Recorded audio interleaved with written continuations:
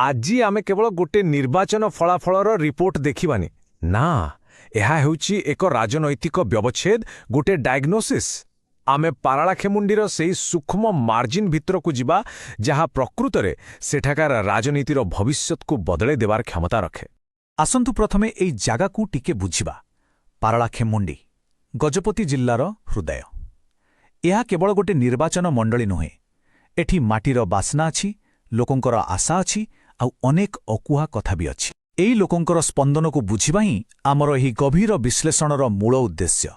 2.7%। ହଁ, 2024 ନିର୍ବାଚନରେ ଜିତିବା ଆଉ ହାରିବା ଭିତରେ ଏତିକି ହିଁ ଫରକ ଥିଲା। ଏଇଟା ଖାଲି ଗୋଟେ ନମ୍ବର ନୁହେଁ, ଏହା ପଛରେ ଅଛି 3,998 ଜଣ ଭୋଟରଙ୍କ ନିଷ୍ପତ୍ତି। ଏତେ କମ୍ ବ୍ୟବଧାନର ଅର୍ଥ କ'ଣ? ଅର୍ଥ ହେଉଛି ଏଠି ରାଜନୀତିର ପାଣିପାଗ କେତେବେଳେ ବି ବଦଳିପାରେ।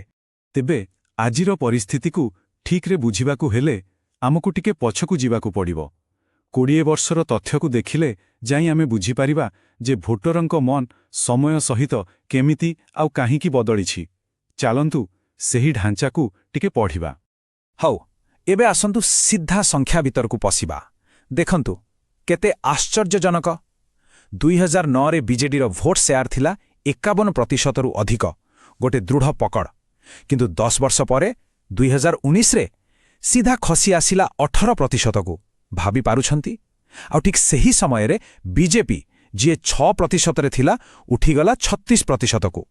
ଆଉ 2024ରେ ବିଜେଡି କୌଣସି ମତେ ଫେରିଲା, କିନ୍ତୁ ଜିତିଲା ମାତ୍ର 37% ଭୋଟରେ।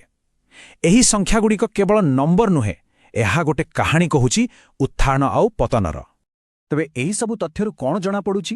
ଜଣାପଡ଼ୁଛି ଯେ ଏହା ଏକ ପତନର କାହାଣୀ, ତାପରେ ଏକ ଅଚାନକ ଉତ୍ଥାନର କାହାଣୀ, ଆଉ ଶେଷରେ ଏକ ବହୁତ ଦୁର୍ବଳ ପୁନରୁଦ୍ଧାରର କାହାଣୀ। 2019ରେ ବିଜେଡିର ପତନ ଆଉ ବିଜେପିର ଉତ୍ଥାନ ଏକା ସାଙ୍ଗରେ ହେଲା, ଆଉ 2024ର ଏହି ସୂକ୍ଷ୍ମ ବିଜୟ ଦର୍ଶାଉଛି ଯେ ଭୋଟରଙ୍କ ବିଶ୍ୱାସ ଏଠି ବହୁତ ଭଙ୍ଗୁର ଆଉ ସହଜରେ ବଦଳିପାରେ। ଏହି ଅସ୍ଥିରତାକୁ ଆହୁରି ଭଲ ଭାବରେ ବୁଝିବା ପାଇଁ ଆମକୁ ଗୋଟେ ରଣନୈତିକ ଫ୍ରେମୱାର୍କ ଦରକାର। ଚାଲନ୍ତୁ ଦେଖିବା ଗୋଟେ ଦଳର ଶକ୍ତି ଆଉ ଦୁର୍ବଳତାକୁ କେଉଁ 4ଟି ମୁଖ୍ୟ ସ୍ତମ୍ଭରେ ମପା ଯାଇପାରିବ। ଆମେ ଯେଉଁ ଫ୍ରେମୱାର୍କ ବ୍ୟବହାର କରିବା ତାର ନାଁ ହେଉଛି ଚତୁର୍ମୁଖ ସିଦ୍ଧାନ୍ତ। ଏହା କୌଣସି ବି ରାଜନୀତିକ ଶକ୍ତିକୁ 4ଟି ଦିଗରୁ ଦେଖେ: ନିର୍ବାଚନୀ ଶକ୍ତି, ସାଂଗଠନିକ ଶକ୍ତି, ବର୍ଣ୍ଣନାତ୍ମକ ଶକ୍ତି ଆଉ ସମ୍ବଳ ଶକ୍ତି। ପ୍ରଥମ ସ୍ତମ୍ଭ ହେଲା ନିର୍ବାଚନୀ ଶକ୍ତି, ଯାହା ଏଠି ମଧ୍ୟମ ଧରଣର। ଏହାର ଅର୍ଥ କ'ଣ? ଏହାର ଅର୍ଥ ହେଲା ଦଳ ଜିତି ତ ପାରୁଛି, କିନ୍ତୁ ସ୍ଥିତି ମଜବୁତ ନୁହେଁ। ଯେକୌଣସି ସମୟରେ ଫଳାଫଳ ଓଲଟି ଯାଇପାରେ। ଏମିତି ପରିସ୍ଥିତିରେ ପ୍ରତ୍ୟେକ ଭୋଟରଙ୍କର ମହତ୍ତ୍ୱ ବହୁତ ବେଶୀ। ଏବେ ଆସନ୍ତୁ ଦ୍ୱିତୀୟ ସ୍ତମ୍ଭକୁ ଦେଖିବା, ସାଂଗଠନିକ ଶକ୍ତି। ଆଉ ଏହା ବହୁତ ଉଚ୍ଚ। ଏଇଟା ହିଁ ଦଳର ପ୍ରକୃତ ସମ୍ପତ୍ତି, ତାର ବୁଥ୍ ସ୍ତରର କର୍ମୀ। ଗାଁ ଗହଳିରେ ଥିବା ଏହି ବିଶାଳ ନେଟୱାର୍କ ଏକ ଏମିତି ଶକ୍ତି ଯାହାକୁ ହରାଇବା ସହଜ ନୁହେଁ। ଏହା ହିଁ ସାଧାରଣ ଲୋକଙ୍କ ସହ ଯୋଡ଼ି ହେବାର ମାଧ୍ୟମ ଆଉ ପ୍ରତ୍ୟେକ ନାଗରିକଙ୍କର ସମ୍ମାନର ସହ ମତାମତ ଦେବାର ଅଧିକାରକୁ ସୁନିଶ୍ଚିତ କରିବା ଏହି ସଂଗଠନର ଦାୟିତ୍ୱ। ତୃତୀୟ ସ୍ତମ୍ଭ ବର୍ଣ୍ଣନାତ୍ମକ ଶକ୍ତି। ଏହା ବି ବହୁତ ଶକ୍ତିଶାଳୀ। ଏଇଟା ହେଉଛି ସେହି କାହାଣୀ ଯାହା ଲୋକଙ୍କ ମନକୁ ଛୁଏଁ। ଓଡ଼ିଶା ପ୍ରଥମର ନାରା ହେଉ କିମ୍ବା ନେତାଙ୍କର ବ୍ୟକ୍ତିଗତ ଛବି, ଏସବୁ ଲୋକଙ୍କ ମନରେ ଏକ ଗଭୀର ବିଶ୍ୱାସ ସୃଷ୍ଟି କରେ। ଆଉ ଚତୁର୍ଥ ସ୍ତମ୍ଭ ହେଲା ସମ୍ବଳ ଶକ୍ତି, ଯାହା ମଧ୍ୟମ ଧରଣର। ଦଳ ପାଖରେ ଆର୍ଥିକ ଶକ୍ତି ନାହିଁ ବୋଲି ନୁହେଁ, କିନ୍ତୁ ଯେତେବେଳେ ପ୍ରତିପକ୍ଷ ଏକ ଜାତୀୟ ଦଳ ହୋଇଥାଏ, ସେତେବେଳେ ସମ୍ବଳର ପାର୍ଥକ୍ୟ ଦେଖାଯାଏ। ସେଥିପାଇଁ ଟଙ୍କା କେଉଁଠି ଆଉ କେମିତି ଖର୍ଚ୍ଚ ହେବ, ସେଇଟା ବହୁତ ଗୁରୁତ୍ୱପୂର୍ଣ୍ଣ ହୋଇଯାଏ। ହଉ, ଏତେ ସବୁ ବଡ଼ ବଡ଼ କଥା ଆଉ ରଣନୀତି ପରେ ଆସନ୍ତୁ ଏବେ ସିଧା ଲୋକଙ୍କ ପାଖକୁ ଯିବା। କାରଣ ଶେଷରେ ରାଜନୀତି ଲୋକଙ୍କ ପାଇଁ ହିଁ ହୋଇଥାଏ। ସେମାନଙ୍କର ପ୍ରକୃତ ସମସ୍ୟା କ'ଣ? ଚାଲନ୍ତୁ ସେମାନଙ୍କର ଅଭିଯୋଗର ଖାତା ଖୋଲିବା। ଏହି ଗୋଟିଏ ବାକ୍ୟ ଭିତରେ ବୋଧହୁଏ ପୁରା ନିର୍ବାଚନ ମଣ୍ଡଳୀର ଦୁଃଖ ଲୁଚି ରହିଛି। କିଏ ଶୁଣୁଛି? ଏଇଟା କେବଳ ଗୋଟେ ପ୍ରଶ୍ନ ନୁହେଁ, ଏହା ହେଉଛି ବ୍ୟବସ୍ଥା ଉପରେ ଏକ ଅଭିଯୋଗ। ଏହି ସ୍ୱରକୁ ଶୁଣିବା ହିଁ ପ୍ରକୃତ ଶାସନର ଆରମ୍ଭ। ଦେଖନ୍ତୁ ତାଲିକାଟିକୁ। ରାସ୍ତା ନାହିଁ, ଚାଷ ପାଇଁ ପାଣି ନାହିଁ, ପିଲାଙ୍କ ହାତରେ କାମ ନାହିଁ, ପେନ୍ସନ୍ କି ରାସନ ଠିକ୍ ସମୟରେ ମିଳୁନାହିଁ। ଏସବୁ ଛୋଟ ଛୋଟ କିନ୍ତୁ ଜୀବନ ସହ ଜଡ଼ିତ ସମସ୍ୟା ଯେତେବେଳେ ସମାଧାନ ହୁଏ ନାହିଁ, ସେତେବେଳେ ଲୋକଙ୍କ ମନରେ ଅସନ୍ତୋଷ ବଢ଼ିଥାଏ, ଆଉ ସେଇଥିପାଇଁ ରାଜନୈତିକ ଅସ୍ଥିରତା ସୃଷ୍ଟି ହୁଏ। ତେବେ ସମସ୍ୟା ତ ଚିହ୍ନଟ ହୋଇଗଲା, ଏବେ ସମାଧାନ କ'ଣ? କେବଳ ସମସ୍ୟା ଦେଖାଇବା ଆମର କାମ ନୁହେଁ।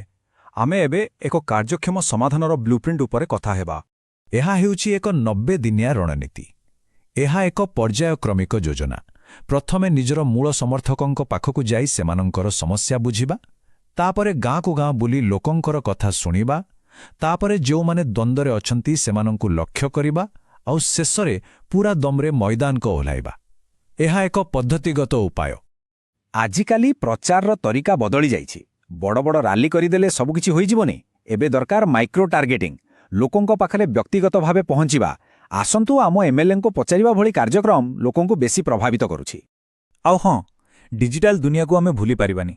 ହ୍ୱାଟ୍ସଆପ୍ରେ ମିଛ ଖବରକୁ ରୋକିବା, ଇନ୍ଷ୍ଟାଗ୍ରାମ ରିଲ୍ସରେ ଯୁବପିଢ଼ି ସହ ଯୋଡ଼ି ହେବା ଏବଂ ସୋସିଆଲ ମିଡିଆରେ ଲୋକଙ୍କ ପ୍ରଶ୍ନର ଉତ୍ତର ଦେବା, ଏସବୁ ଆଜିର ରାଜନୀତିର ଏକ ଅଭିନ୍ନ ଅଙ୍ଗ।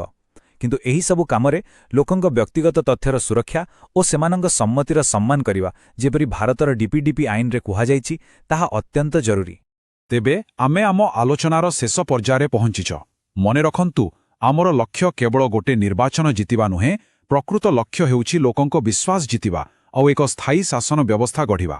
ଅନ୍ତିମ ଜନାଦେଶ ଭୋଟରେ ନୁହେଁ, ବିଶ୍ୱାସରେ ମିଳେ। ଏହି ପ୍ରଶ୍ନଟି ସହ ମୁଁ ଆପଣମାନଙ୍କୁ ଛାଡ଼ିଯାଉଛି। ଟିକେ ଚିନ୍ତା କରନ୍ତୁ, କ'ଣ ଆମେ ଏମିତି ଏକ ରାଜନୈତିକ ବ୍ୟବସ୍ଥା ତିଆରି କରିପାରିବା ଯାହାର ମୂଳ ଲକ୍ଷ୍ୟ କେବଳ ନିର୍ବାଚନ ଜିତିବା ନୁହେଁ, ବରଂ ଲୋକଙ୍କୁ ବିଶ୍ୱାସ ଦେବା? ଏହା ହିଁ ଆଜିର ସବୁଠୁ ବଡ଼ ଆହ୍ୱାନ।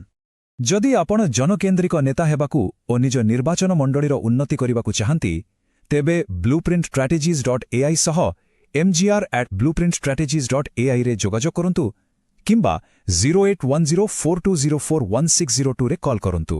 ରାଜନୀତିରୁ ଆଗକୁ ଉଦ୍ଦେଶ୍ୟ।